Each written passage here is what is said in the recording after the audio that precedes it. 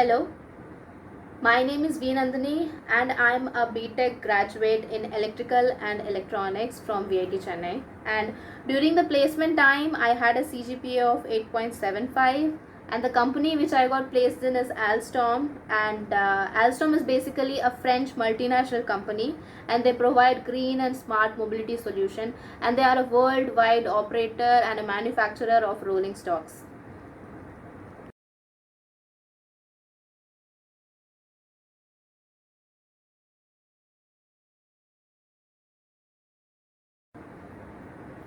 So Alstom came as a dream core category company for both GET and PGET role, with a CTC of 6.5 LPA and 7 LPA respectively, and the eligibility criteria for Alstom was 7.5 CGPA and above in your college without any active backlogs, and 70% in your 10th class and 70% in your 12th class.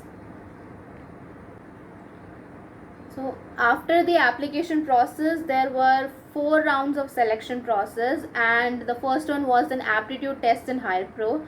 So out of the n number of students who actually applied for the company, only 450 got shortlisted for the test round, and from the test round they shortlisted only 180 people to the next round, which was a GD, and from the GD they shortlisted almost 80 people to the personal interview round. So personal interview round had 2 stages. First one was a technical interview for 45 minutes, and next one was an HR interview.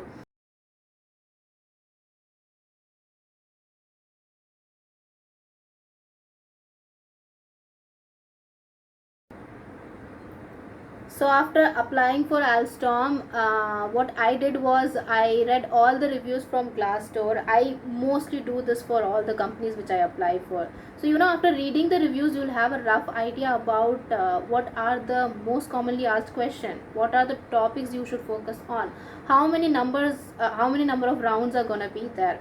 So after knowing this, you will have a rough idea about how to study for this particular company. So when it comes to the study part, I study aptitude from Arun Sharma, and I do practice questions from indiavix.com. And for the technical part, there is a YouTube channel called Learn Triply which I used, and there is a website called electronicsforyou.com from which I studied. So I think that is more than enough, and that's what I used.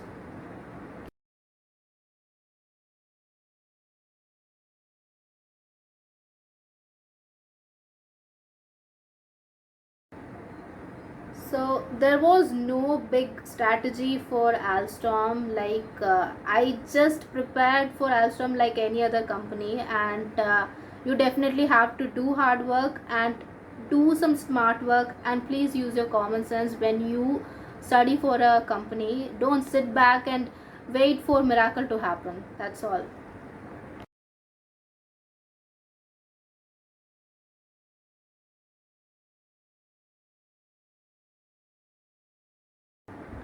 So talking about the technical and non-technical club, I think there is a huge difference when you're a part of something technical and when you're a part of something non-technical. But at the same time, you have to show some interest and you have to have a significant contribution, because you can go and be a part of anything in the college, and if you're not having interest or you don't have any contribution, then there is going to be no difference and it's useless.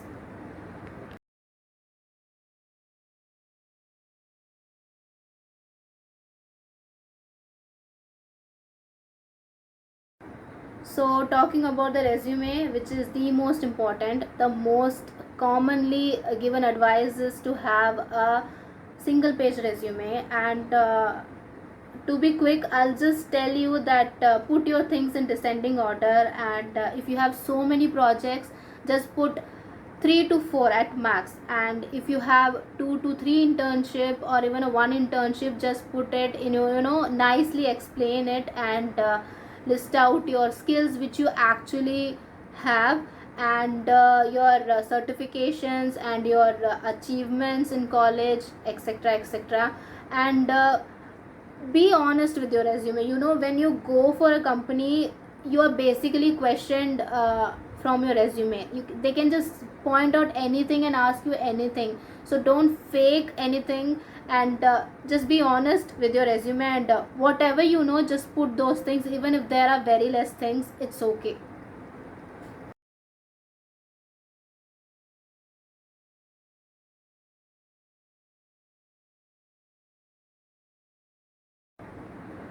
So talking about how important soft skill is, I think soft skill is the most underrated subject during college, but honestly, don't take soft skill lightly, because even if you have the best resume, you have listed out the best projects and internships, you need to clear the first round, and that is mostly an aptitude round or a coding round. And soft skill actually helps, and so please be attentive, it's very important.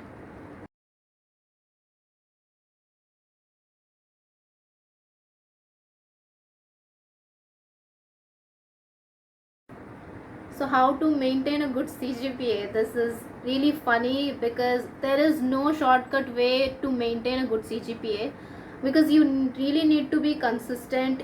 You have to do good projects. You have to, submit your assignments on time. You have to do all the lab work, and you have to do your exams well. You have to score good.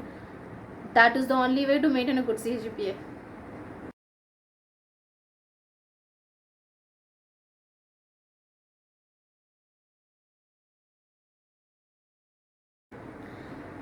So finally, I would like to say that during your first year and second year, go explore, try to be a part of everything that is possible, and by the end of second year, try to figure out what are the thing you're actually interested in, and if you really want to sit for placement, and if you really want to sit for placement, maintain a good CGPA. That is a must, and 8.5 and above is the safest line. And don't have backlogs. Even if you have backlogs, try to clear that by the end of third year, because fourth year you should have this in mind, that you have to only focus on your placement and your final year project and nothing else.